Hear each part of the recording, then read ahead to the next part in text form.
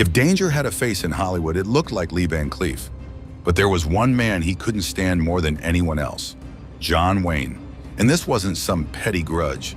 It ran deep through politics, power plays, and a silent war behind the scenes. So why did Van Cleef really hate the Duke? Today we dig into the feud Hollywood tried to forget. Lee utterly hated John Wayne, and why it still matters. You wouldn't know it from the posters, but Hollywood's greatest villain was never supposed to make it this far. Lee Van Cleef didn't look like your average leading man. In fact, he didn't look like much of anything Hollywood knew what to do with in the 1950s. He had a hawk-like nose, angular cheekbones sharp enough to cut glass, and eyes that could freeze a man in place. He spoke little, but his stare said enough. The kind of guy who could kill you in a saloon without standing up from his chair. But behind that stone-cold look was a story no studio could script. Born in the small, working-class town of Somerville, New Jersey, in 1925, Lee's early life was built on discipline. His father was a watchmaker, a job that required microscopic precision and patience. That mindset rubbed off. Lee spent hours as a boy quietly fixing broken things. Clocks, toys, anything mechanical. He was methodical, serious, the kind of kid who didn't smile unless he meant it. Then World War II hit. At just 17, Van Cleef enlisted in the U.S. Navy and became a sonar man on a minesweeper. He wasn't a glory hunter. He didn't fire the big guns. He listened, monitored, and every time a blip appeared on the sonar, it could mean a mine. A life or death moment, delivered in silence. This wasn't a man who needed to shout to be powerful. But war left its mark. By the time he came home, Van Cleef had developed a quiet intensity, something unshakable. He tried to study engineering at the University of South Carolina, but college felt distant, fake even. Acting, strangely enough, felt more honest. So he packed up and headed west. Hollywood had no idea what to do with him at first. Too intense for the hero, too strange for the sidekick. So what did they do? They cast him as the villain, over and over again. In 1952, he appeared in High Noon, playing a henchman with barely any lines. But even in silence, he stole scenes. Something about him just worked. His eyes like razor wire. His stillness, scarier than a gun. He was the guy behind the guy, the one who showed up just before the bullets started flying. And Hollywood noticed. But it wasn't all glamour. His roles were often uncredited, forgettable parts in forgettable shows. The man who would one day redefine the anti-hero was for a time nothing more than the guy with the sharp face. And just when things were starting to look up, disaster struck. A brutal car accident shattered his leg and left doctors wondering if he'd ever walk without a limp again. The damage was severe, so much so that Van Cleef was told he'd never ride a horse again. In other words, his Western career, over. Hollywood shrugged. It moved on, as it always does, but Van Cleef didn't. He recovered, slowly, painfully, with a steel rod in his leg and a growing bitterness in his chest. It wasn't just about the injury. It was about how easily the industry discarded him. The very people who had once called him perfect for the part no longer returned his calls. But he refused to disappear. He grew the mustache, hardened the stare, made himself impossible to ignore. And just when it seemed like he might fade into the long list of Hollywood almost, a phone rang. It was from Italy. A director named Sergio Leone had just made a hit with Clint Eastwood, and he wanted a new villain. Not just any villain, a ghost in black, a man of few words, with eyes like gun barrels. That man was Lee Van Cleef. But the moment he got on that plane to Rome, he wasn't just chasing a comeback. He was chasing a legacy. And on the other side of the world, another man was already sitting on a throne, a Hollywood cowboy named John Wayne. Two men, one genre, but only one would play by the rules. And Van Cleef was never one for rules. He didn't wear a crown, but in Hollywood he didn't need to. John Wayne was the king of the Western, a walking, talking embodiment of the American myth. Tall, square-jawed, slow-talking, and always on the side of good. When he stepped onto the screen, it wasn't just an entrance, it was a statement. He didn't play a character, he played John Wayne, over and over again. But behind the curtain of movie magic, There was something that rubbed people the wrong way, something that actors like Lee Van Cleef couldn't ignore. To understand why Van Cleef hated John Wayne, we first have to understand who John Wayne really was. Born Marion Morrison in 1907, Wayne didn't start out a cowboy. He was a failed football player who stumbled into the movie business as a prop boy. It was only when director Raoul Walsh spotted his hulking frame and intense glare that he was cast in a low-budget Western and given a new name, John Wayne. That name would go on to shape the image of American masculinity for decades. He became the hero who always did the right thing, the sheriff who stood tall while the town cowered, the father figure, the patriot, the man who never flinched, and people loved him for it. He starred in over 150 films, won an Oscar, and even had Navy ships named after him. He wasn't just an actor, he was a national icon. But for many in Hollywood, especially serious actors like Lee Van Cleef, Wayne wasn't a legend. He was a myth, a walking commercial for America's ego. Van Cleef, who had spent years bleeding for scraps, who took roles where every emotion had to be carved into his face like stone, saw something in Wayne that drove him insane. He didn't evolve, he didn't stretch, he didn't act, he just showed up. Wayne didn't do vulnerability, he didn't do ambiguity. His heroes never questioned the rules. They were the rules. And that's where the real rift began. To Van Cleef, film was about transformation, becoming something else, even something dark. But Wayne, he was always the same, clean-cut, righteous, and firmly planted in a version of America that never truly existed. The clash wasn't just personal, it was philosophical. And the deeper you go, the more twisted it gets. Because as John Wayne's fame grew, so did his influence. He wasn't just picking scripts, he was shaping the narratives of American history. Films like The Green Berets weren't just entertainment, they were propaganda. Wayne was a proud conservative, a vocal supporter of the Vietnam War, and a man who once told Playboy magazine in 1971, quote, "I believe in white supremacy until the blacks are educated to a point of responsibility." That quote didn't age well. Even then, it caused a backlash. But Van Cleef had been ahead of the curve. He had always distrusted Wayne's brand of old-school patriotism, the way he carried himself like America's moral compass, even as he refused to serve in World War II, instead choosing to stay in Hollywood and make war movies. That hypocrisy, it didn't sit well with Van Cleef, who had served. While Van Cleef was scraping barnacles off naval mines in the Pacific, Wayne was filming Flying Tigers, a movie about a war he never fought in. To some, that made Wayne a smart businessman. To Van Cleef, it made him a fraud. And it wasn't just about the war or the politics. It was about the pedestal, the untouchable image that Wayne projected. The idea that one man could define what it meant to be a hero, while others were told they'd never be more than background noise. To Van Cleef, who was battling typecasting, physical injury, and a broken career, Wayne represented everything fake about Hollywood, everything easy. But Van Cleef didn't want easy, he wanted revenge. And that moment was coming. They both wore cowboy hats, they both carried guns. But that's where the similarities ended. By the mid-1960s, John Wayne was a full-blown Hollywood deity. At that point, he'd been playing the same character, the noble American cowboy, for over 3 decades. And it was still working.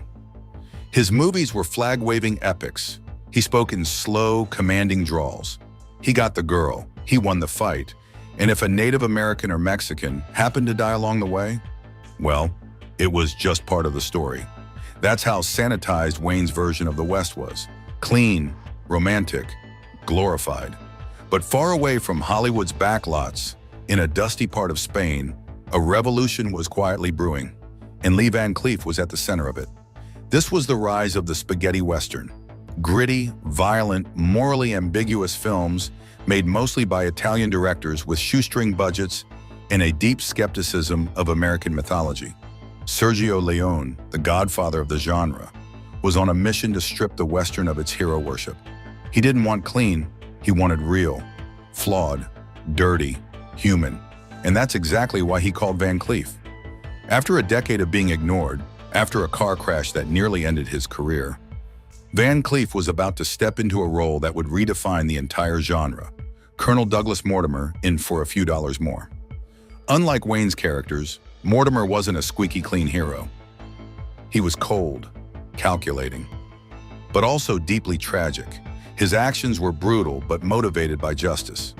There were layers, and Van Cleef played every one of them with a quiet, burning precision. When that film hit, everything changed. Van Cleef wasn't just the guy behind the guy anymore. He was the guy. And it got even better in 1966 when Leone cast him again in The Good, the Bad, and the Ugly. Arguably the most iconic Western ever made. Clint Eastwood was the star, but Van Cleef as Angel Eyes, the relentless bounty hunter with eyes like sharpened steel, stole the show. Suddenly, he was a global phenomenon. But here's the twist. Despite his newfound fame, Lee Van Cleef was still considered an outsider by Hollywood. Why? Because his success came from Europe, not America. His brand of Western was considered too violent, too cynical, too real. It challenged the myth that Wayne had spent decades carefully crafting, where Wayne's cowboys wore white hats and rode for justice. Van Cleef's cowboys wore dust and blood, and rode for something far more complicated: revenge, redemption, or sometimes just survival. And most importantly, Wayne was adored. Van Cleef was feared. But here's the irony. In 1966, as Van Cleef's European fame exploded, Hollywood still wouldn't touch him. Studios hesitated to cast him in major productions. He was too intense, too foreign, too much of a wild card. Meanwhile, John Wayne, pushing 60, was still playing the same roles, still winning, still walking into saloons like he owned the place. To many actors, Wayne was an inspiration. To Van Cleef, he was a roadblock, a symbol of a system that had written him off, and still couldn't see the brilliance in what he had become. And the more Van Cleef succeeded overseas, the more the divide grew. Two stars, two audiences, two completely different versions of what a Western should be. But Hollywood is a small town with a long memory, and soon the tensions between these two titans wouldn't just stay in interviews or casting decisions. They would start to bleed into personal attacks, rumors, resentments, because Van Cleef didn't just dislike Wayne's roles. He hated what he stood for, and what came next would cement that hatred forever. Every gunslinger has a turning point. For Lee Van Cleef, it came not with a bang, but with a phone call from Italy. It's 1965. Van Cleef is broke, washed up, living in LA and barely getting by doing odd jobs and tiny roles in television. If he was lucky, directors remembered him as the guy who always played the silent henchman. Reliable, sure, but forgettable. A man with one face, one function. And yet across the Atlantic, director Sergio Leone is preparing his next Western, For a Few Dollars More, the sequel to A Fistful of Dollars. He needs a second lead. Not just any actor, someone who looks like he's been through hell. Someone with presence, gravitas, danger. He sees a photo of Van Cleef, and just like that, Leone makes the call that would change everything. Van Cleef hadn't even been on a horse in years. His leg injury from the car accident still gave him trouble. He hadn't carried a lead role in a single Hollywood film. But Leone didn't care. He flew him out to Rome. And what happened next? Van Cleef became the Western. His character, Colonel Douglas Mortimer, was a revelation, a former soldier turned bounty hunter, driven by vengeance and shaped by loss. The way Van Cleef carried himself, quiet, composed, deadly, was a masterclass in restraint. Where American Westerns were still showing cowboys with shining badges and clean morals, Leone's Westerns were asking harder questions. What if the good guy isn't good? What if the villain has a reason? What if the line between justice and revenge doesn't exist? Van Cleef delivered all of that, without ever raising his voice. The film was a smash hit across Europe, and then came The Good, the Bad, and the Ugly. If the first film was a breakthrough, this was a bullet to the heart of the old Western genre. Van Cleef played Angel Eyes, a bounty hunter so cold and calculated, he made other villains look like cartoon characters. Every gesture was deliberate. Every line was laced with menace. He didn't chew the scenery, he owned it. Even next to Clint Eastwood, now a massive star, Van Cleef stood tall. Taller, in fact, his presence was magnetic. Fans in Europe loved him. In places like Spain, Italy, and Germany, he was a bigger draw than Wayne himself. Back in the US, critics started to pay attention. They couldn't believe it. The same guy who used to be the silent thug in the background was now carrying international blockbusters, playing complex, commanding roles, and doing it better than most American stars, including John Wayne. But as Van Cleef's star rose overseas, the animosity between him and Wayne started heating up, quietly, bitterly, never in the press, always behind closed doors, because this wasn't just a rivalry of actors, it was a clash of eras.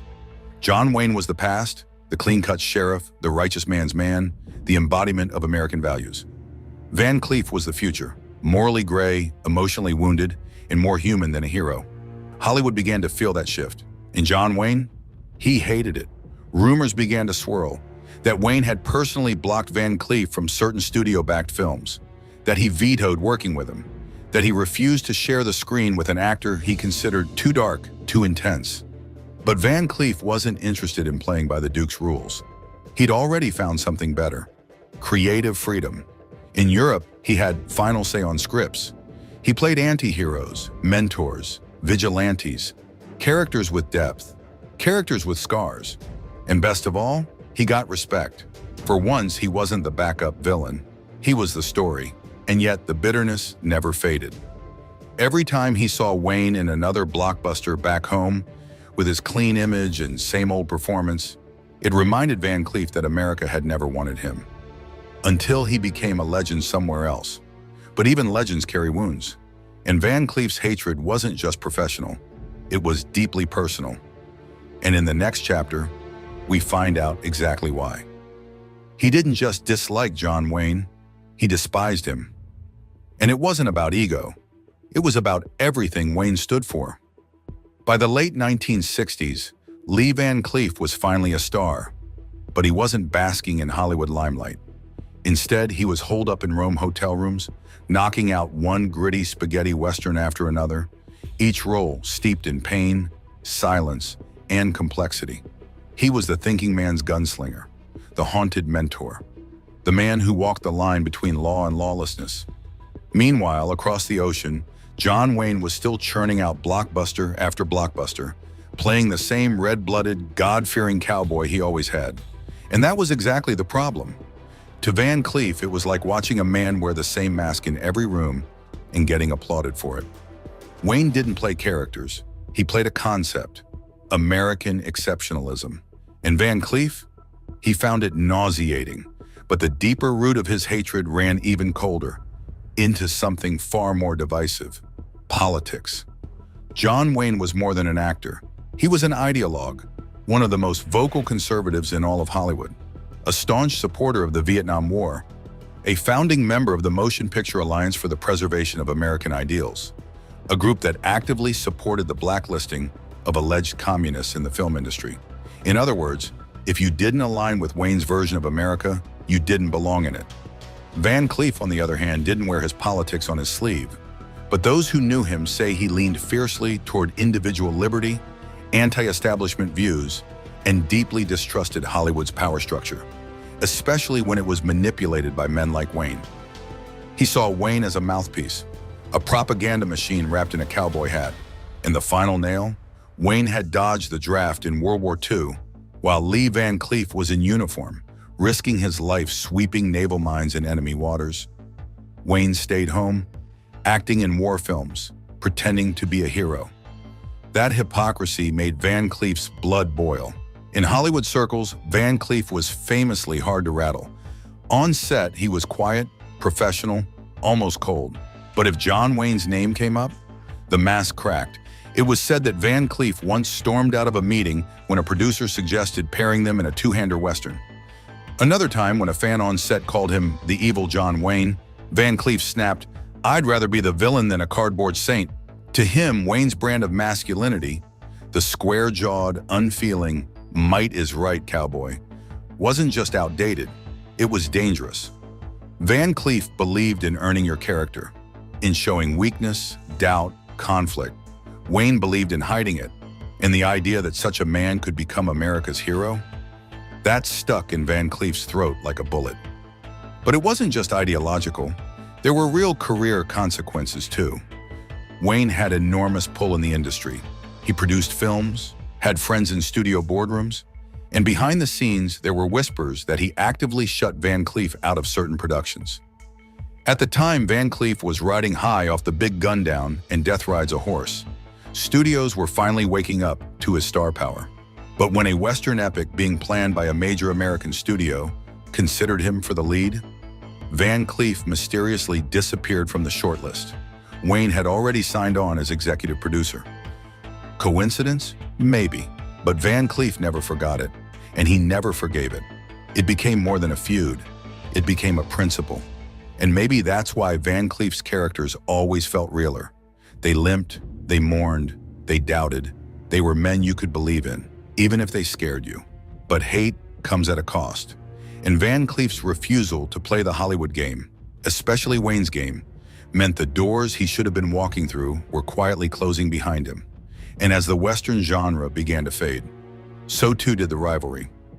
But what happened next? That was something neither man could have predicted. Sometimes the most brutal shootouts in the West didn't happen with guns. They happened in casting rooms, with phone calls, whispers, and one powerful word: no.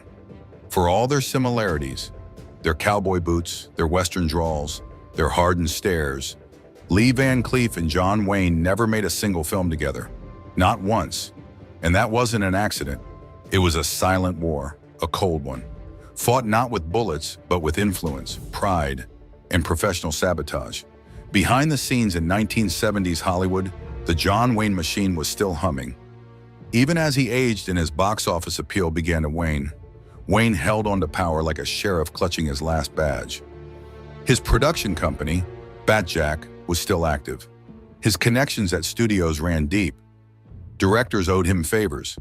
Casting decisions often went through him. And when it came to Van Cleef, Wayne made his position clear, off the record, of course. He didn't like him, didn't trust him, thought his characters were too dark, too foreign, too damn cynical. According to multiple Hollywood insiders, any project that brought up Lee Van Cleef's name around Wayne would find the air go cold. He didn't throw tantrums. He didn't need to. He'd simply say, "Not him," and that was that. But here's the kicker. For a brief moment, they almost worked together.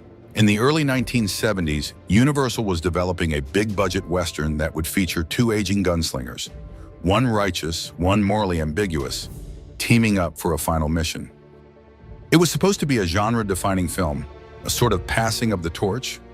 The studio wanted Wayne for the lead, and for the other role, they pitched Lee Van Cleef. It was perfect casting, the aging outlaw with a shadowy past, forced to ride alongside the golden boy lawman. A contrast of philosophies, styles, even generations. The screen test script reportedly crackled with tension.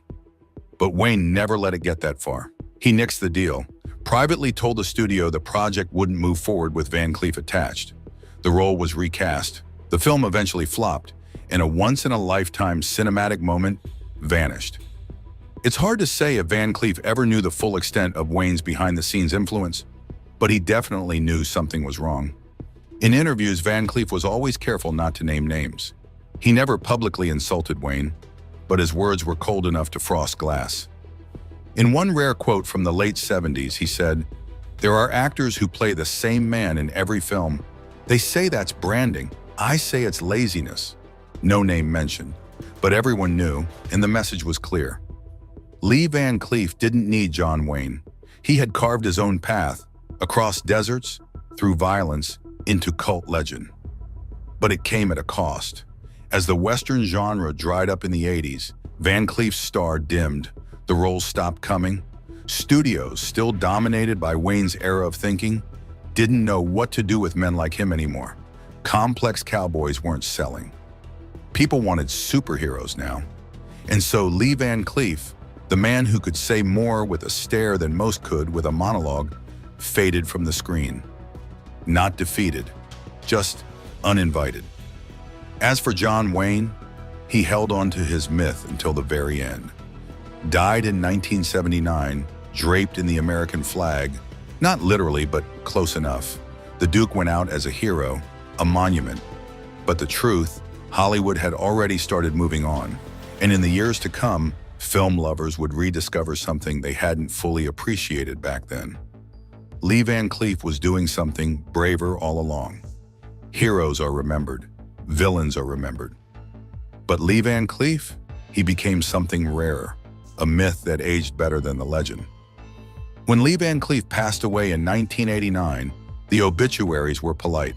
Veteran Western actor, known for villain roles, starred opposite Clint Eastwood. But none of them captured what he actually was, because Lee Van Cleef wasn't just the villain, he was the mirror, the shadow cast by the shining hero, and in many ways the audience grew to love the shadow more. While John Wayne's brand of black and white masculinity began to feel outdated, stiff, sanitized, unrelatable, Van Cleef's characters started to resonate more than ever, especially with a new generation. Film students, indie directors, Tarantino types, they saw the nuance, the quiet, the pain behind the eyes. They watched the big gun down and death rides a horse and didn't just see a gunslinger. They saw a man, broken, brilliant, brutal, and undeniably human. Meanwhile, John Wayne's legacy grew complicated. His films, still classics. His image, still iconic. But the man, quotes, resurfaced. Controversial interviews, his political ties, his racial views, his draft avoidance during World War II all began to muddy the waters of his pristine myth. People started to ask, did we confuse fame with greatness? But Lee Van Cleef, his legend aged like whiskey in a gun barrel. He didn't pretend to be the good guy, didn't demand admiration, didn't push a political agenda or sell a version of America that never existed. He played killers with a conscience, lawmen with regrets, mentors with scars, and because of that, we believed him. He didn't wear a white hat. He didn't need to. Even today, his influence is everywhere. You see it in video games like Red Dead Redemption. You hear it in Ennio Morricone's haunting scores. You feel it every time a modern anti-hero stares down a villain in silence. Lee Van Cleef made the quiet, complicated cowboy cool before anyone else did. He never got the Oscar. He never got the parade. But he got something rare, immortality. Not in the halls of Hollywood, but in the hearts of those who know that real stories don't always have clear heroes. From Final Reflection. He was Hollywood's greatest cowboy, but one man hated him more than anyone. John Wayne, the legend, the icon, the American hero. Yet behind the scenes, another gunslinger, Lee Van Cleef, quietly burned with resentment. And now, we know why. One was the king of the Western, the other, its ghost. So what really happened between them? Was it jealousy or justice? Politics or principle? And in the end, who truly won? Lee Van Cleef never wore the white hat. He didn't play the hero. He didn't stand for tradition or for what the studio system wanted. But maybe that's exactly why he matters more now than ever. While John Wayne's myth has begun to rust under the weight of modern scrutiny, Van Cleef's image has only sharpened, like a knife in the dark. He didn't chase fame. He didn't ask for glory. He just became unforgettable. The villain who outlived the hero, not in life, but in meaning. And maybe that's the real twist to this story, because in the wild world of Westerns, sometimes the man you thought was the villain was the only one telling the truth. So tell me this, if they had faced off on screen, one final duel, who would have drawn first? And more importantly, who would you be rooting for? Lee Van Cleef never played the hero, but maybe he was one in his own way. As John Wayne's myth fades, Van Cleef's legacy only grows. So who really defined the Western? Drop your thoughts below, and don't forget to like, subscribe, and saddle up for the next story.